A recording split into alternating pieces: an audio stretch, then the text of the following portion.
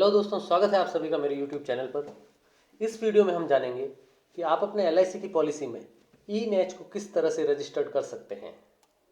आपकी पॉलिसी चाहे नई हो या पुरानी, किसी भी तरह की पॉलिसी में आपको अगर ई नैच रजिस्टर्ड करना है जिससे आप अपनी LIC पॉलिसी की किस्त अपने खाते से ऑटो डेबिट करवा सकें, तो उसके लिए क्या प्रोसेस है और उसके लिए क्या डेटा चाहिएगा आपको, इस वीडियो में हम बात करेंगे।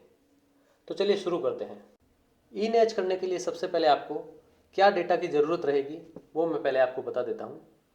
इसके लिए सबसे पहले आपको पॉलिसी नंबर, उस पॉलिसी का प्रीमियम, डेट ऑफ बर्थ और बैंक डिटेल जिससे आप ऑटो डेबिट करवाना चाहते हैं, और उस बैंक से जुड़ा हुआ मोबाइल नंबर जिस पर OTP आएगा, और साथ में ATM या फिर नेट बैंकिंग। ये रजिस्ट्रेशन आप अपने मोबाइल के किसी ब्राउज़र से भी कर सकते हैं या फिर आप अपने PC या लैपटॉप से भी कर सकते हैं। सबसे पहले आपको गूगल क्रोम खोलना है और गूगल में सर्च करना है licindia.in।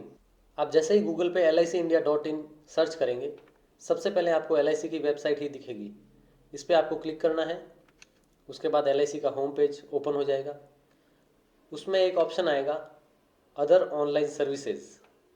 उस पर क्लिक करने के बाद उसमें एक ऑप्शन रहेगा ऑनलाइन ई नैच ई मैंडेट। उस पर आपको क्लिक करना है। जैसे ही आप उस पर क्लिक करेंगे आपके सामने एक पेज ओपन हो जाएगा। इस पेज पे आपको कुछ कंडीशंस मिलेगी। ये वही कंडीशंस है जो डेटा मैंने आपको पहले बताया, जो आपके पास में होना ज़रूरी है। उसके बिना आप ये प्रोसेस नहीं कर पाएंगे। और साथ ही में इसमें अलग से ये भी लिखा हुआ है कि इसमें मोबाइल नंबर और ईमेल एड्रेस आपकी पॉलिसी के साथ अटैच होना ज़रूरी है।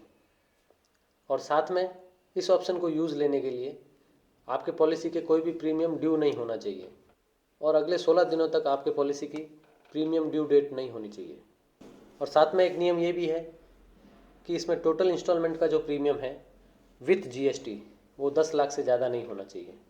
और आप इसमें जैसे ही रिक्वेस्ट डालेंगे, आपका बैंक 3 दिन तक का टाइम इसमें उस रिक्वेस्ट को वैलिडेट करने में ले सकता है। इसमें आप अपने जीवन पर या किसी माइनर बच्चे के जीवन की पॉलिसी को प्रोसेस कर पाएंगे। और लास्ट में इसमें लिखा है कि आप जैसे ही वैलिडेशन का प्रोसेस ओके करेंगे, उसके 10 मिनट के अंदर ही आपको वो प्रोसेस कंप्लीट करना है। अदरवाइज़ आपका सेशन लॉग आउट हो जाएगा और आपको फिर से वो प्रोसेस करना पड़ेगा। इसके बाद नीचे डिक्लेरेशन है, उसमें क्लिक टू प्रोसीड लिखा है, वहाँ पे हम क्लिक करेंगे। इसके बाद हमारे सामने एक ई नैच का विंडो ओपन हो जाएगा। इसमें पहले 3 चीज़ें हमें ये पूछेगा। सबसे पहले पॉलिसी नंबर, फिर इंस्टॉलमेंट का प्रीमियम कितना है आपका, वो विदाउट टैक्स के लिखना है। अगर आपका इंस्टॉलमेंट प्रीमियम विथ टैक्स है तो उसमें से टैक्स को हटा के खाली जो इंस्टॉलमेंट प्रीमियम है वो यहाँ पे फीड करना है। उसके बाद डेट ऑफ बर्थ में आपको डेट ऑफ बर्थ लिखनी है और नीचे जो कैप्चा लिख के आपको वेरीफाई पे क्लिक करना है। मैंने अपनी डिटेल इसमें डाल दी है और जैसे आप वेरीफाई पे क्लिक करेंगे आपके सामने एक विंडो ओपन होगी जिसमें वही सारे रूल्स लिखे हुए होंगे। इसको आपको एक्सेप्ट करना है और ओके करना है। इसको ओके करने के बाद आप देखेंगे कि आपके सामने आपके पॉलिसी की डिटेल आ गई है और उसमें नीचे ईमेल आईडी और मोबाइल नंबर पूछ रहा है। जैसा पहले रूल्स में बताया गया था, इसमें ईमेल आईडी और मोबाइल नंबर अटैच होना ज़रूरी है। अगर पहले से अटैच नहीं है तो आप यहाँ पे नया मोबाइल नंबर या नया ईमेल आईडी फीड कर सकते हैं। उसके बाद में इसमें बैंक डिटेल, बैंक का IFSC कोड डालना है। IFSC डालने के बाद बैंक ब्रांच ऑटोमेटिकली फैच कर लेगा। उसके बाद नेक्स्ट ऑप्शन सेविंग या करंट अकाउंट, जैसा भी आपका अकाउंट है उसके अनुसार आपको सेलेक्ट करना है। उसके बाद में name as per bank account, bank account में जो भी नाम है एज इट इज़ यहाँ पे आपको डालना है। उसके बाद नीचे अकाउंट नंबर और री एंटर बैंक अकाउंट नंबर, दोनों में आपको अकाउंट नंबर डालना है और उसके बाद आपको सेंड OTP पे क्लिक करना है। इसमें एक बात ध्यान रहे कि काफ़ी सारे बैंक ऐसे हैं जो LIC के साथ ई नैच के लिए टाइप नहीं है। उन बैंक के IFSC आप यहाँ डालेंगे तो उसमें ऑटोमेटिक एरर शो कर देगा कि यह बैंक ई नैच मैंडेट के लिए रजिस्टर्ड LIC के साथ नहीं है। अदरवाइज सारे बैंक जो भी लिस्टेड है सबका प्रोसेस इसमें इजीली हो जाएगा। इसमें कौन से बैंक लिस्टेड हैं और कौन से नहीं, वो अगर आपको जानकारी चाहिए तो आप मुझे मेल या नीचे कमेंट करें ताकि मैं उसकी लिस्ट भी आपको शेयर कर दूंगा।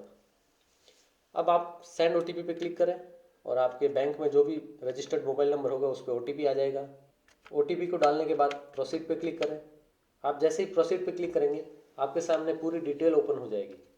इसमें आपको नीचे अकाउंट नंबर दोबारा से एंटर करना रहेगा और साथ में IFSC कोड भी एक बार फिर से आपको डालना है। उसके नीचे verification at bank using option में आपको नेट बैंकिंग या डेबिट कार्ड, मतलब आप या तो नेट बैंकिंग से ये प्रोसेस पूरा कर सकते हैं या फिर अपने डेबिट कार्ड से पूरा कर सकते हैं। अगर आप नेट बैंकिंग से करते हैं तो नेट बैंकिंग का ID पासवर्ड चाहिएगा, और अगर आप डेबिट कार्ड से करते हैं तो डेबिट कार्ड की डिटेल, डेबिट कार्ड के नंबर, पीछे CVV, एक्सपायरी डेट और डेबिट कार्ड का ATM विड्रॉल पिन जो मोस्टली 4 डिजिट का होता है, उस पिन की रिक्वायर रहेगी।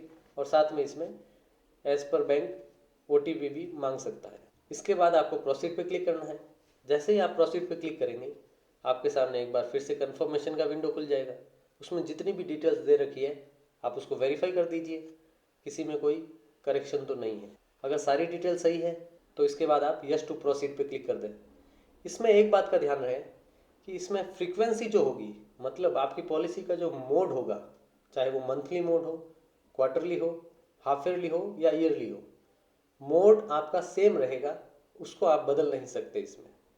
इसमें आप केवल ई-नैच मैंडेट रजिस्टर्ड कर सकते हैं, अप्लाई कर सकते हैं। अगर आपका पहले कोई नैच दिया हुआ है और वो रिजेक्ट हो गया है तो भी आप इसमें अप्लाई कर सकते हैं।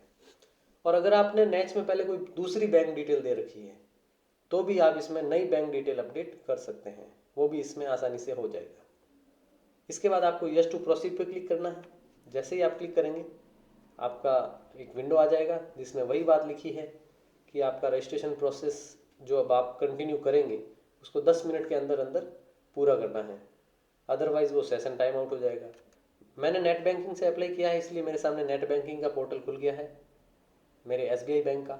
इसमें मुझे अपना यूज़र नेम और पासवर्ड डालना है और साथ में ही नीचे जो इमेज का कैप्चा आ रहा है वो डालना है। उसको लॉगिन करते ही मेरे सामने एक विंडो आ जाएगी जिसमें मैक्सिमम अमाउंट ऑफ प्रीमियम लिखा हुआ आएगा। इसमें मेरा प्रीमियम अमाउंट 6163 है, लेकिन यहाँ पर 7704 मतलब 6163 से ज़्यादा प्रीमियम अमाउंट यहाँ लिखा रहा है। लेकिन इसका कतई ये मतलब नहीं है कि मेरा जो प्रीमियम अमाउंट है वो 7704 हो जाएगा। मेरा प्रीमियम 6163 ही रहेगा। यहाँ पर उससे कुछ ज़्यादा लिखा आता है। ये LIC के ऐसे रूल्स हैं कि वो उसमें हो सकता है कुछ चार्जेस वगैरह काट सके, इसीलिए वो ज़्यादा लिमिट बैंक से ले लेता है पहले से ही, इसलिए है। इसमें आपको घबराने की कोई ज़रूरत नहीं है। आपका पैसा उतना ही कटेगा जितनी आपकी किस्त है या आपका प्रीमियम इंस्टॉलमेंट है। इसके बाद आपको नीचे एक्सेप्ट करना है। जैसे ही आप एक्सेप्ट करेंगे उसके बाद आपको OTP पूछेगा। ये वही OTP है जो आपके बैंक में रजिस्टर्ड मोबाइल नंबर पे आया होगा, वो OTP आपको यहाँ डालना है और आपको करना है कन्फर्म। इसके बाद आप देखेंगे कि आपका मैंडेट ऑथोराइजेशन सक्सेसफुल हो चुका है।